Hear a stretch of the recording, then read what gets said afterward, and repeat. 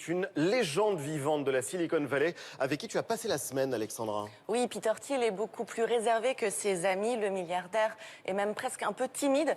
Il préfère passer son temps dans les livres de philo plutôt que sur les plateaux télé.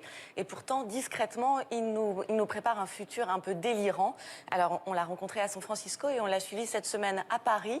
Lui qui rêve d'un monde sans État a quand même été reçu dans les ministères. Peter Thiel, légende de la Silicon Valley, c'est un reportage d'Alexandra Colino.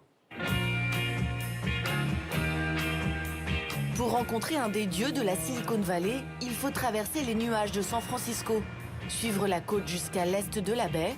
C'est là que vous trouverez Peter Thiel, l'homme qui a inventé PayPal il y a 17 ans, le premier système de paiement par Internet.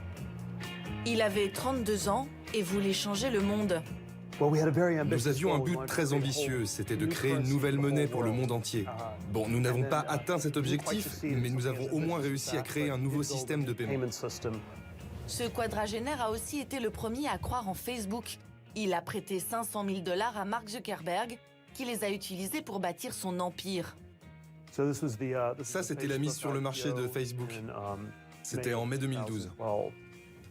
Avec sa fortune de 3 milliards $, il veut désormais créer un homme à l'intelligence augmentée par les machines, un humain qui deviendrait immortel. Je pense que la vie est une chose de bien, et chacun aimerait que ça dure le plus longtemps possible. Ça m'étonnera toujours que les gens n'aient pas envie de vivre éternellement. Peter Thiel, c'est un peu l'homme qui valait 3 milliards. Il ne court pas très vite, mais il joue aux échecs à la vitesse de l'éclair. Il est d'ailleurs l'un des meilleurs joueurs au monde. Le champion est aussi philosophe, formé à Stanford. Il rêve d'un monde libertarien, un monde sans roi ni loi. Aux échecs, le roi, c'est la pièce la plus importante. Si vous perdez le roi, vous perdez la partie. Mais d'une certaine façon, c'est aussi le plus faible. Et pour moi, ça résonne avec la politique. On pense que les leaders politiques sont très puissants, mais en réalité, ils sont bien plus faibles que ce que l'on croit. Portrait d'un milliardaire qui ne croit pas au pouvoir politique.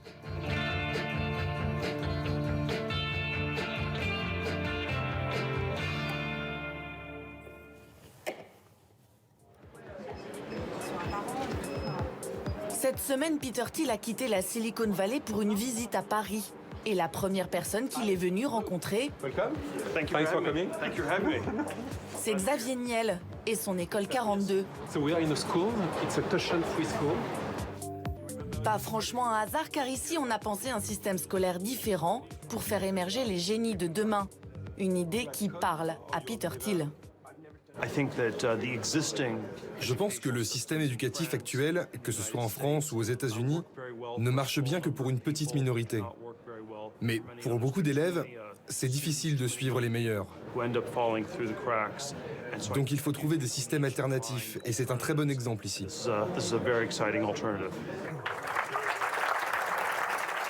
ce monde de geeks, Peter Thiel en est le prophète. Peter is a kind of living legend. Il vient prêcher le libéralisme à l'extrême. Si vous êtes les inventeurs d'un business, alors vous devez rechercher le monopole.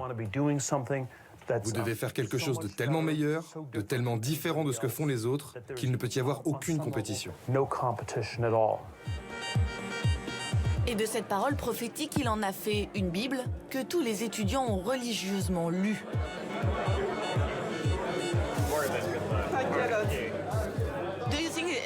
Pensez-vous être un gourou pour ces étudiants? Pas vraiment gourou, c'est pour les leaders religieux. Moi, j'espère que je fais quelque chose de plus concret. Vous pensez que dans 10 ans, il aura changé le monde? Encore? Il a déjà changé le monde, je pense, d'une certaine manière. Je pense qu'il motive les jeunes, il leur donne envie de créer leur boîte ou d'inventer des choses en essayant de penser différemment. C'est pas de créer le énième réseau social, le énième jeu en ligne, mais essayer d'inventer quelque chose de différent, de créer ce qu'il appelle son monopole ou sa forme de monopole. Quand vous avez réussi comme lui dans la société civile ou quand vous réussissez comme lui dans la société civile, vous êtes les seuls qui arrivent à changer le monde. La dernière idée de Peter Thiel pour changer le monde, c'est de bâtir des micronations dans les eaux internationales. Des îles sans État, avec pour seule règle la liberté absolue. Voici Les paradis libertariens, une vision futuriste vendue comme un film de vacances. Avant d'y poser nos bagages, nous sommes allés voir un philosophe pour comprendre l'idéologie de Peter Thiel. L'idée, c'est de généraliser les règles du libéralisme économique à toute la société. C'est-à-dire, le libéralisme économique nous dit qu'il faut le moins d'intervention de l'État possible dans le monde économique. L'idée, là, c'est de généraliser, c'est-à-dire d'appliquer la même chose pour les mœurs. Si vous avez des enfants et que vous avez décidé de ne pas leur apprendre à lire ni à écrire, l'État ne doit pas regarder le type d'éducation que vous choisissez pour vos enfants. Vous faites comme vous voulez. Et donc, dans un monde libertarien, l'État est réduit au minimum et la plupart des problèmes se résolvent par contrat entre individus libres. Si Peter Thiel rêve d'un monde sans État, il traite quand même avec les politiques. Son poids financier lui ouvre toutes les portes, même si celle de Bercy coince un peu. On va voir si le tour manuellement, si elle tourne manuellement, je suis levé. En même temps. Mercredi, il était reçu par Emmanuel Macron. Bonjour. Bonjour. How are you? Good. When did you arrive? Just yesterday. Here for a few days. To drink the coke, the coffee, the tea. Coffee's good. Yes. Une heure d'entretien pour expliquer au ministre que la France est en retard sur le progrès. It's sort of a challenge, I think, Je pense que c'est un défi de montrer à l'Occident comment on se construit un futur. because Parce qu'actuellement, il n'y a aucun progrès dans les sociétés. this is sort Donc of je pense que c'est l'enjeu politique et culturel de notre époque. challenges of our time. À la sortie, Peter Thiel semble satisfait. Mr. Macron is very Monsieur Macron veut vraiment trouver les solutions pour faire avancer la France et intégrer les start-up au système français. and improve the startup ecosystem. Et donc nous avons eu une conversation très intéressante à ce sujet. We had a very good conversation about that. Bon, on vient faire un petit débrief du rendez-vous avec Peter Thiel. Est-ce que vous l'aviez déjà rencontré déjà? Je l'avais rencontré déjà une fois aux États-Unis, une fois à Copenhague. Vous avez parlé philosophie ou business? Un peu des deux. On a parlé d'abord de comment il voyait le paysage de l'innovation. L'idée, c'est de casser un peu des caricatures qu'il peut y avoir sur le pays, en expliquant ce qu'on est en train de faire et la réalité de tout ça, puis en le connectant à d'autres gens. Il a plus de chances de changer l'avenir et le monde que vous ou pas? On verra. Rendez-vous dans 10 ans. C'est un challenge. Merci beaucoup. Merci à vous. Dans 10 ans, Emmanuel Macron fera-t-il encore de la politique? En tout cas, Peter Thiel, lui, se verrait bien le maître d'un monde dominé par les technologies. Un scénario tout à fait probable, selon l'entrepreneur Laurent Alexandre. Dans la Silicon Valley, très peu de gens réfléchissent à la philosophie, à la politique. Très peu de gens réfléchissent à ce que la technologie va construire comme monde. Un monde où la mort va reculer, où l'intelligence artificielle va être toute puissante. Peter Thiel est le seul, l'unique milliardaire de la Silicon Valley qui réfléchit au futur. Les Français devraient apprendre à connaître les nouveaux maîtres du monde, c'est-à-dire les dirigeants de la Silicon Valley dont Peter Thiel fait partie. Peter Thiel se rêve-t-il en maître du monde? En tout cas, son objectif est clair, transformer notre futur. Thank you. Thank you.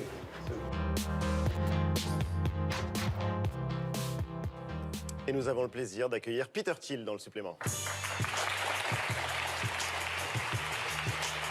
Bonjour. Bienvenue. Installez-vous. On a vu dans votre portrait, Xavier Niel, vous parler de vous en disant que vous étiez une légende vivante. On a entendu l'expression maître du monde. Ça vous définit bien? C'est très flatteur en tout cas. Bon, moi je ne le dis pas, mais c'est flatteur quand les autres le disent, donc merci. Vous êtes entrepreneur, vous êtes aussi philosophe et vous êtes libertarien. Définition en une phrase du libertarisme. Eh bien, on peut dire que c'est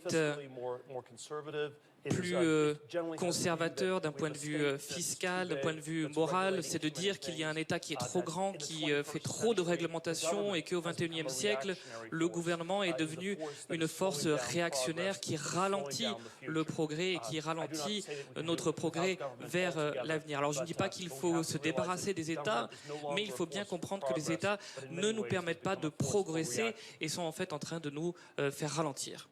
Guillaume Pelletier, le libertarisme en France? Oui, ça paraît absurde. Moi, ce que je trouve extraordinaire, c'est la réussite entrepreneuriale, la valeur de la liberté qui manque tant dans notre pays. Alors ça, c'est forcément un Eldorado et donc vous êtes forcément un modèle, entre autres pour les jeunes générations en France. Vous n'avez qu'à venir vous présenter à notre primaire. Hein, de la droite et du centre, ça donnerait un peu de renouveau. On a une divergence sur le rôle de l'État. C'est-à-dire que moi, je prends un État stratège quand même. Mais la liberté, il en manque beaucoup en France. Expliquez-nous un phénomène qu'on a du mal à comprendre en France, Donald Trump. Well, I don't know if I'm a political expert. Je ne sais pas, moi je ne suis pas un expert politique sur les États-Unis. Mais vous pourriez voter pour lui? You could explain to me Marine Le Pen. Vous pouvez m'expliquer Marine Le Pen peut-être alors. Ça, Guillaume Pelletier peut vous expliquer. Je pense que ces mouvements populistes en Europe, aux États-Unis, témoignent bien que nos sociétés ne vont pas bien. Alors moi, je ne dirais pas vraiment que c'est de la faute de ces personnalités ou encore des électeurs. C'est plus un problème de croissance, un problème de progrès. Si on avait des taux de croissance de 3-4%, si les jeunes pensaient que leur avenir serait doré, eh bien, on n'aurait pas ce genre de personnages politiques comme Donald Trump ou Marine Le Pen. Donc c'est ça le type de défi que nous devons surmonter. Comment est-ce que l'on peut trouver une solution positive pour nos sociétés, pour que le 21e siècle soit un siècle meilleur que le précédent? Je dis Donald Trump, il répond Marine Le Pen. Est-ce qu'on peut comparer les deux? Il a raison. Franchement, oui. Enfin, pas en programme politique, mais Donald Trump émerge. Marine Le Pen émerge depuis longtemps. Et je crois qu'on aurait tort de dire c'est de la faute de Trump et de Le Pen. C'est de notre faute. C'est parce que les responsables politiques sont mauvais que ces personnalités peuvent émerger. À nous d'être bons, efficaces, nouveaux, novateurs, audacieux et courageux, et ils n'existeront plus. Revenons à vos projets, Peter Thiel, des projets qui paraissent ahurissants. Vous voulez voir ce projet d'État indépendant, de ville flottante, voir le jour vers 2020. Et ce serait donc en dehors des eaux territoriales. Ce serait fondé sur les principes du libertarisme. Ce serait une société que vous voulez bâtir. Ça serait fondé sur les croyances et sur ce que les personnes qui font partie de la société veulent voir. Mais tous ces projets partent du même idée. Il faut ouvrir les frontières. L'Occident, c'était ça avant. C'était des nouvelles frontières où on pouvait aller pour développer de nouvelles idées et puis développer de nouvelles sociétés. Mais aujourd'hui, on a fermé toutes ces frontières et en même temps, on a fermé notre imagination. Alors peut-être qu'au 22e siècle, on pourra vivre dans l'espace et on va rouvrir cette frontière-là, mais avant cela, je pense qu'il faut qu'on rouvre les frontières ici sur Terre. Ouvrir les frontières, vous voulez les fermer, c'est vrai que ce sont deux visions qui s'affrontent. Et merci infiniment, Peter Thiel, d'être passé sur notre plateau. Je rappelle le titre de ce livre, De 0 à 1. C'est passionnant. Comment construire le futur, c'est publié chez Jean Copates. Merci infiniment d'être passé sur notre plateau. Merci.